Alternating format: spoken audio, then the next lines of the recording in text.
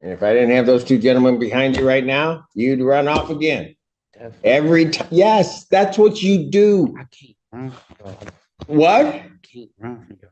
You can't run? I can't run. Never. I know, because you kept running before. And that's why you're here right now. Welcome to Trial Truth, where courtroom reality hits harder than fiction. Today's case dives into the story of Mr. Cummings, a man who's been given every chance to turn his life around but just can't stop running, literally and legally. From skipped court dates to ignoring probation orders, this one is packed with tension, remorse, and a judge who's clearly had enough. Judge Simpson doesn't play games, and as you'll see, he's about to make that crystal clear. This is more than just another probation violation. It's a full-blown test of patience, responsibility, and consequences.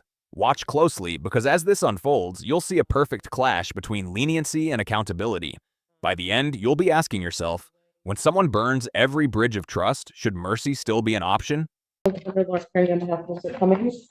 Cummings, please state your name for the record. Good morning, Your Honor. D'Amico Cummings for the record. Please declare on behalf of probation, Your Honor, Mr. Cummings is before the court for a violation of probation hearing. Mr. Cummings did have a prior VOP hearing on June 12th. At that date, the court had ordered him to serve 10 days in jail for his violations to date. Mr. Cummings failed to report to the jail as the court ordered him to do that, and the bench warrant was issued. He has been since picked up on the warrant, has been in custody. At this time, Mr. Cummings is still in the same situation he was on June 12th. He still has a balance of $1,255. He's made no payments to the court. He failed to complete the level 2 driver rehab program, failed to complete 100 hours of community service.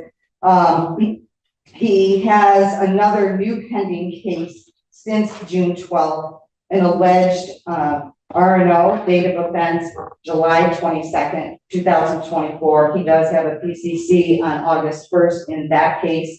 So the court is also aware Mr. Cummings does have another pending case on 14B. It is a domestic violence case. He goes for sentencing on that on Monday. That is not a violation of this case. It happened prior to his sentencing.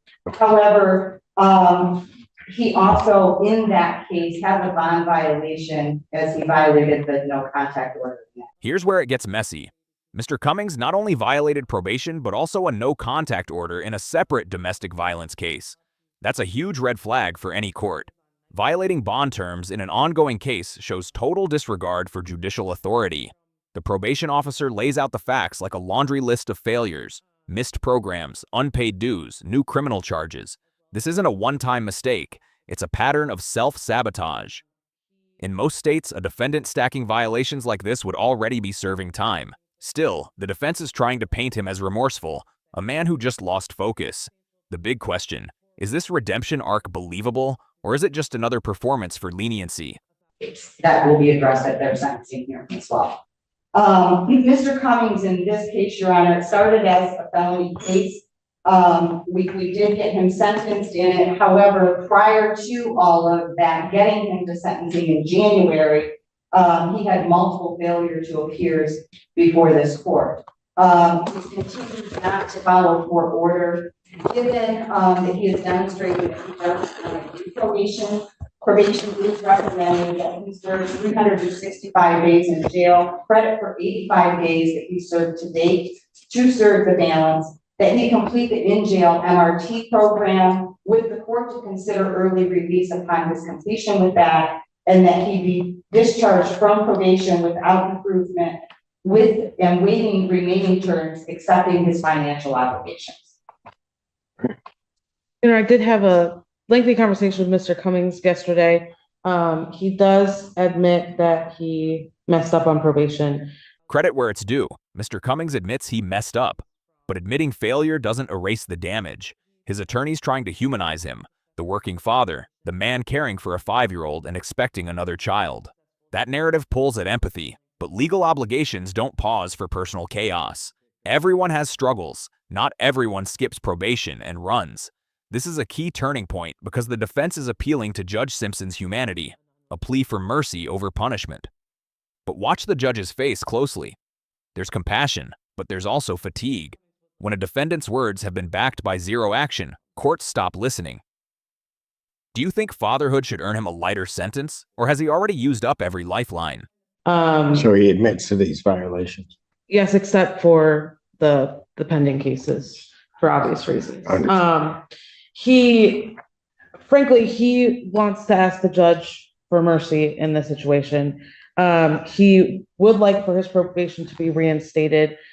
He said he is willing to comply with probation and get done what he needs to do. However, he does want to take responsibility for not doing what he needs to do over the past couple months. So when I asked him what's been going on, he kind of gave me a litany of things. He cares for his 5-year-old son, who is going to kindergarten in the fall. He also has a baby on the way. His partner to the 14th, but really the baby can come any day. Those two things, as well as his job, he's working Amazon night shift 40 hours a week, essentially distracted him from taking care of what he needs to do on this probation. He does live with his mother and his partner, as well as his children, so he does have a support system. He says he can make payments. He is working full-time, and he does have some savings that he can put a pretty substantial payment toward his fines and costs. He said his mom can come up and pay $1,000 before he even is released from jail. He mentioned to me that he has been successful in other probations, and thinks he can be successful here if the court is willing to give him another chance. How did he get picked up on this warrant? The police came to your apartment for an unrelated matter. And there it is, the moment that defines this whole story. The police came for something unrelated and Mr. Cummings ran. That single action reveals everything Judge Simpson needed to know. Flight means fear, guilt, or both. Running from police while already on probation isn't just reckless, it's an open confession of disregard for authority. This moment seals the narrative. Cummings doesn't respect the system, he tries to outrun it. But what's fascinating is his self-awareness. He knows he's in trouble and still pleads for mercy. You can almost feel the audience tension here. Will Judge Simpson buy it, or is this where patience finally snaps?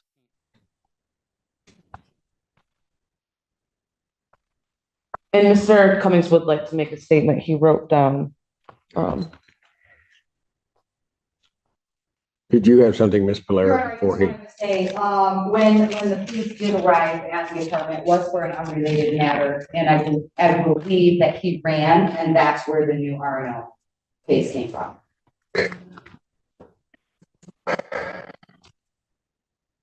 Go ahead. I know. I want to start like this and say I do got a 4-year-old about to be 5 in October, about to start school this fall. I got a daughter due any day this month. I was working a night shift at Amazon, 40 hours a week, 10 hours and 30 minutes a day. I was laying down on my side. I didn't look at it as a punishment, but I looked at it as an opportunity to do better and be better and get my life together. I can't have warrants and actually be responsible for my son and get to school every day or even to a bus. Please don't punish me or revoke my probation. I think y'all can actually help me do and be better. I signed up for Michigan Reenters to try to get back in school and see what college is like, even though it seemed like I haven't been trying. That's something me and my probation officer spoke about. I can and I'm willing to do extra classes like MRT free and on probation. I'll pay to start my driving class before I'm even released, if considered. And if you can take thought that I'm on probation for being a victim in a car accident I was in or at fault for, I went to the hospital with bad injuries, just as everybody else. Like, please, Your Honor, I've been getting dealt a bad hand. And I always have just try to be the best I can and resolve every issue the best way possible. Honestly, I'm not the best, but also not the worst. Like, please, Your Honor, I beg you, please, can I have one more chance to show y'all I actually had a bump in the road and I had to get over it, please. If you see me again, you can revoke my probation, give me a year or anything. Like, I really do and truly apologize for the confusion and decisions I left y'all my probation officer to ponder with.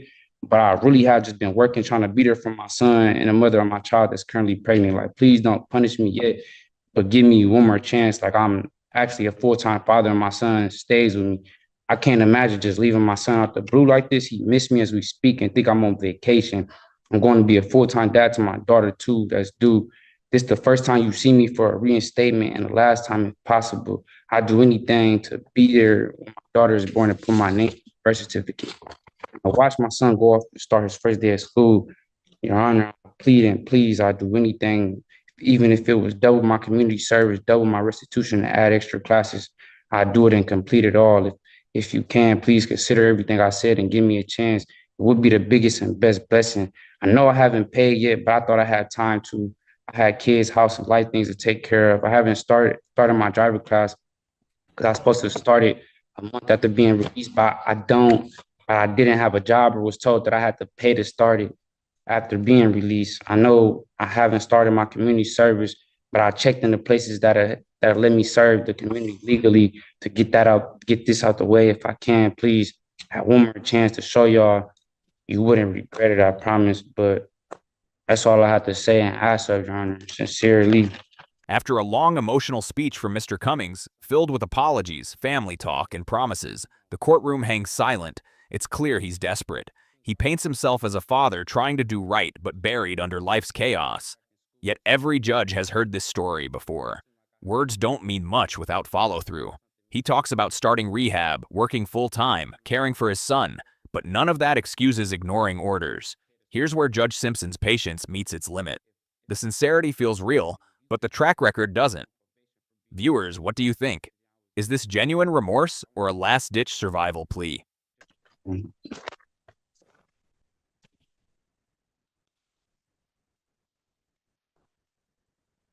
Cummings, here's my problem.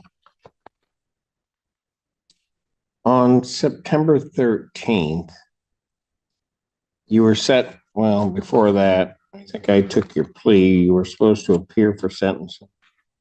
Actually, I didn't take your plea. Looks like it was taken by another judge. But anyway, you were supposed to appear for sentencing. You were supposed to do a PSI with the probation department. This was back in September 2023. And you don't do any of that. And I have to issue a bench warrant. Somehow or another, it looks like that may have gotten set aside in January. And then I adjourned your sentencing January 9th. We had to somehow or another find you from September to January. And then on January 9th of 2024, I adjourned your sentencing.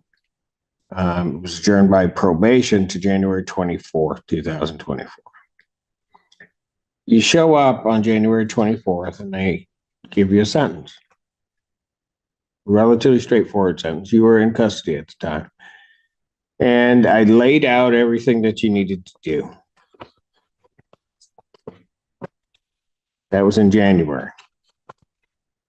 You really don't do anything on probation that I ordered you to do. So then you show up June 12th of this year on a violation of probation hearing. Judge Simpson finally steps in. Calm, methodical, but with a razor-sharp edge. He recounts every failure in detail, showing the audience how deep this goes. From missing sentencing to ignoring probation meetings, it's a timeline of neglect. The judge isn't emotional, he's surgical. His voice says, "I gave you every tool to succeed, and you threw them away." This is where courtroom accountability meets cold reality. No one can claim unfairness here. Simpson's documenting every leniency, every warning ignored. It's less about punishment now and more about restoring the court's integrity. Sometimes justice isn't harsh, it's simply consistent.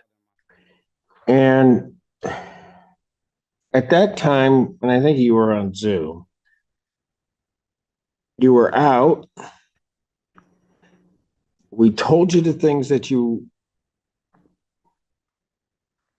were supposed to do or hadn't done and try to get corrected. And at that point, I kind of just sent a warning shot to you and told you, you got to do these things. And I ordered you and ordered only 10 days. And Ms. Polaro's trying to work with you too. I mean, we didn't order you serve the full time. We said, here are the things you haven't done. You need to get them accomplished. So I ordered 10 days in jail. gave you a specific date to report to probation on June 24th, 2024. Did you go? I was in warrant status. I don't think I could have, Your Honor. Oh, you could have. You're right, for sure. And then ordered you to become compliant with all the previous terms that I ordered. So I gave you another shot from January to that June day. The 10 days, because you were on Zoom, I told you exactly what I would do. I said you're to report by 6 p.m. that day, or I was going to issue a bench warrant without bond.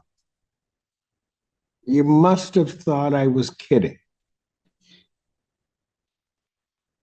No, Your Honor, not Then why didn't you go? Here's where the tension breaks. The judge's patience cracks. Simpson's tone shifts from judicial calm to controlled frustration. He's not yelling, but his disbelief cuts through every word. You must have thought I was kidding. That line sums up the entire dynamic. It's the authority of the court versus the illusion of second chances. Mr. Cummings' excuse? I didn't make it by 6. That's not a defense, it's a confession of carelessness. The courtroom knows it, the viewers know it, and even Cummings seems to know it. At this point, excuses sound like static against the judge's rising clarity. Failure has consequences. I didn't make it by 6. I knew the deal could have been off the table. But I definitely was not thinking you was joking. Why did you not turn yourself in then? And I was You trying want me to give you another chance, to plead. and you did nothing. I could complete this probation. Promise. What? I can and will complete this probation, possibly, if possible. You can't. You do what you want to do. I'm gonna speak When did you get picked up on this one? about 20, if I'm not mistaken. July 20th. Okay.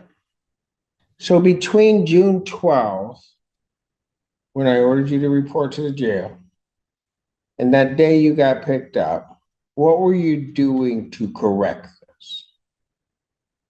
I was trying to work, make sure I had some money, so if I had other bonds. But I do apologize, and I can't say this, Your Honor. Here's my problem. You're apologizing because you got caught. You were, if those police had not come to your door that day, I still wouldn't be seeing you. Yeah, I probably would have turned myself in still. When? That was all. In the 45 days from the time that I ordered it to the time that you got picked up, at what point were you going to turn yourself in? This exchange defines the heart of the case. The judge asks a simple question. When were you going to turn yourself in? And the silence that follows is louder than any argument. Cummings claims he needed more funds first, but that's irrelevant. Court orders don't depend on your bank balance. Judge Simpson is peeling back layers of self-deception here, forcing Cummings to face one undeniable truth. Every step of this downfall was his own doing. And for viewers, this raises a universal question. How far can empathy stretch before accountability must take over? As soon as I had enough funds to take care of other cases that's holding me with no bonds and counties like tickets. And I was trying to be there for the mother of my child that's currently pregnant. I would have done my probation this whole time, but I had other warrants that stopped me from doing my probation. I'm not going to say, yeah, I didn't. I'm not going to say I didn't turn myself in. It was other warrants, other cases that's stopping me from being best at what I can show y'all and doing my probation. I've given you an opportunity to show me. I'm coming up on a year, and guess what? What have you done? Nothing. Nothing. Judge Simpson finally says what's been building for 10 minutes. You've done nothing. That moment is surgical. The courtroom pauses because it's not just judgment, it's exposure. Every defendant who's ever tried to charm their way out of responsibility hits this wall eventually. Simpson strips away the narratives, the excuses, and the emotions, leaving only fact, zero compliance. You can feel the air leave the room as that word lands. Nothing. From a storytelling standpoint, it's devastatingly effective. This isn't cruelty, it's accountability in raw form. Would you have any sympathy left at this point, or is the judge completely justified? And then you're gonna, and tried I it. try to give you at least a gentle nudge, and you still don't do anything. Nothing. You tell me one thing on this sentence that I gave you that you've done.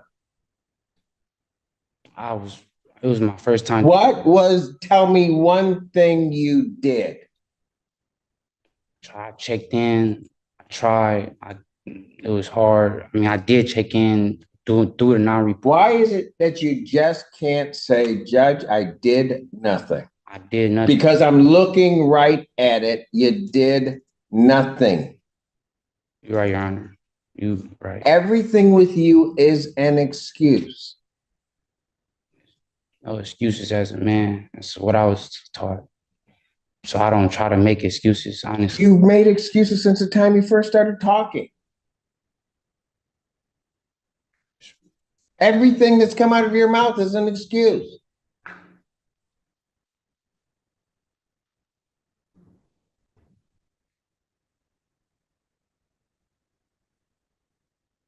I sit here and I give you a chance to do it. We wait 6 months, correct something. Anybody that is on probation in my court, if, you know, and I feel bad sometimes for Miss Polera, but she doesn't mind doing it. If you're having problems, you'll walk in, you talk to her. But you wouldn't even do that. You thought this was a game. You thought when you looked me in the face on Zoom and I told you when to report that I was just kidding. Simpson's delivery here is masterclass level judicial control. Nothing that comes out of my mouth, am I kidding? The judge isn't scolding, he's educating. Not just Cummings, but everyone watching. It's a reminder that the courtroom isn't a place for negotiation or interpretation. Every word from the bench carries force. This is what separates authority from pleading. One issues law, the other seeks leniency. And you can sense Simpson's frustration morph into resolve. He's done giving chances. For viewers, this is the turning point where mercy officially runs out and justice takes the wheel.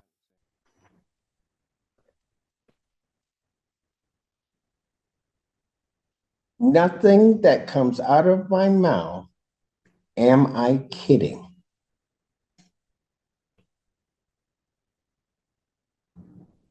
I told you to report. I told you when to be there.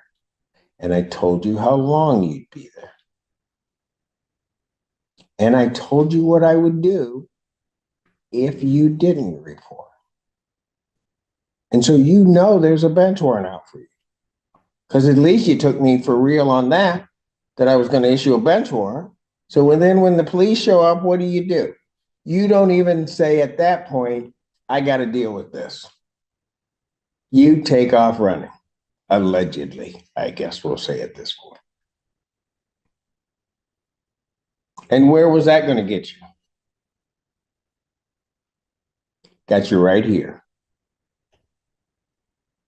And after all that, Mr. Cummings, you want me to believe anything that's coming out of your mouth that doesn't resemble an excuse.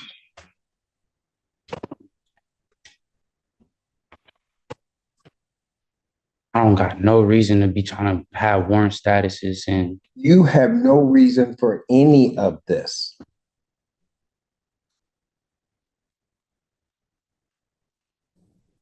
Everything that has happened that's bad in this case is no one's fault but yours.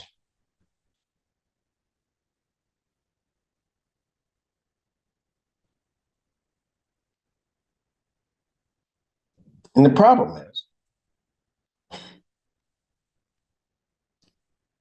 had you gotten to your attorneys, had you gone through and you were truly going through doing something, hey, they would have helped you out. There's no doubt, Ms. Perrine or Ms. Pate, they would have been all over my coordinator's email, trying to figure out something to do. Quite frankly, even if you had at that point gotten to Ms. Polera, she would have been trying to do something. I didn't want to be disrespectful. Too late. You disrespected everybody here. So don't even play that game with me that you don't want to be disrespectful. You intentionally were disrespectful. You intentionally thwarted my order. You intentionally then tried to hide and seclude yourself. You were disrespectful, allegedly, to the police when they showed up, told you had a warrant, you take off. Every move you made has been just coated with disrespect to everybody involved in the process. I wasn't trying to be disrespectful, calling my probation officer or not. The tension peaks. Simpson accuses Cummings of disrespecting not just the court, but the entire system. From his probation officer to the police, it's not about a single act anymore. It's about attitude. Every time he ran, every time he dodged responsibility, it added to this moment. You can feel the moral weight here. Courts can forgive mistakes, but they can't forgive patterns. And when Simpson says, "If I didn't have those two gentlemen behind you, you'd run off again," it's not metaphorical, it's literal. The man's reputation precedes him. This is the full circle, a defendant trapped by his own behavior. Coming in to take care of the business, and I didn't even talk to the police or anything. They didn't tell me anything. Okay. You had a warrant, you knew it, you took off. And if I didn't have those two gentlemen behind you right now, you'd run off again. Definitely. Every time. Yes, that's what you do. I can't run from y'all. What? I can't run from y'all. You can't run? I can't run. Never. I know, because you kept running before. And that's why you're here right now. That's all that you've been doing. Doing nothing and running. I haven't had the probation because I had warrants for other cases. I would be straight on track with probation to this day. It wasn't for the other warrants, Your Honor. I promise you.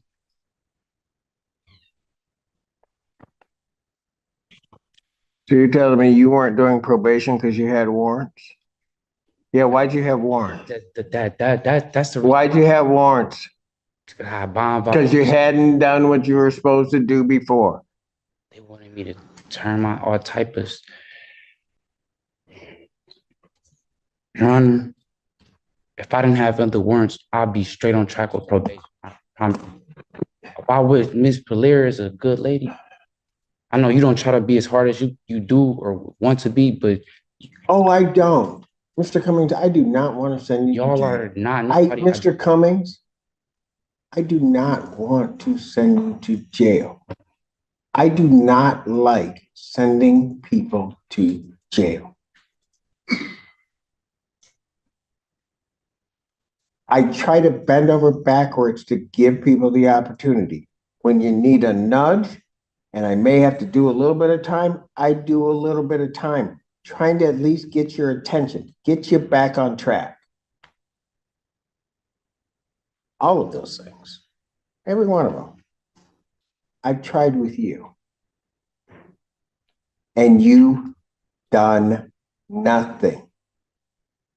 I don't even have anything in this sentence I gave you the beginning of this year. I have nothing that I could point to say you did or tried to do something. I have nothing. That's what's off paper. I have nothing. I'm sure if it was You could have, no, you, Mr. Cummings, understand this. Your promises are no good to me. Your promises are no good. Can I say one thing? I wouldn't have this warrant for probation if I didn't have the other warrants. That's how my probation. And I wasn't communicating with y'all or doing what I was supposed to do or should have been. But that's not me though.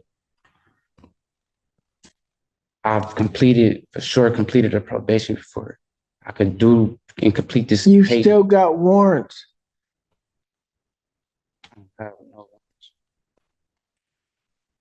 Everything, this is what I had to take care of. If it ain't a ticket, this is the only things I had to take care of. Your Honor, I think he's referencing the domestic violence case, that he did have a warrant for. But he still does have a warrant out of 35th. And he does have that drug license. You don't take care of business. I can't help you. I really can't.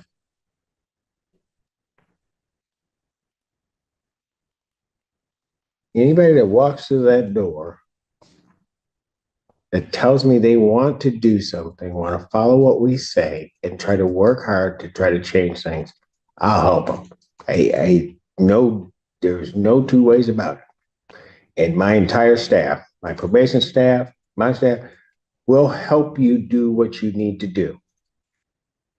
And I know your attorneys. If you had reached out to them, they would have helped you. You just didn't. You wanted to do it your way. And your way doesn't work. So now we're going to do it my way. And it's just going to be harsh. Chance to show y'all I will take care of this. I promise you not see me again. If it ain't to be getting released off of probation early or anything. I'm going to waive the remaining terms, accept the defendant's financial obligations. I'm going to discharge from probation without improvement. I'm going to order 365 days Washington County Jail. Credit for the 85 days that you served. Defendant will serve the balance. I will consider early release upon the completion of the MRT jail in jail program. I will consider release. I don't know whether I will release you, but that's going to be the first step you're going to have to do. You don't want to do it? You got 290 days to figure it out. I'm done. The verdict is final. Judge Simpson delivers a 365-day sentence, 1 full year in jail, minus credit for time served. It's not vengeance, it's consequence. He even leaves a door open for redemption. Complete the MRT jail program, and early release may be possible. That's the beauty of Simpson's approach. Firm but fair. For all the emotional chaos and courtroom drama, justice ends where accountability begins. Mr. Cummings' story is a hard lesson in missed chances and the system's patience finally running out. If you found this case as shocking as we did, make sure to hit that like button, share your thoughts in the comments, and don't forget to subscribe for more jaw-dropping courtroom breakdowns.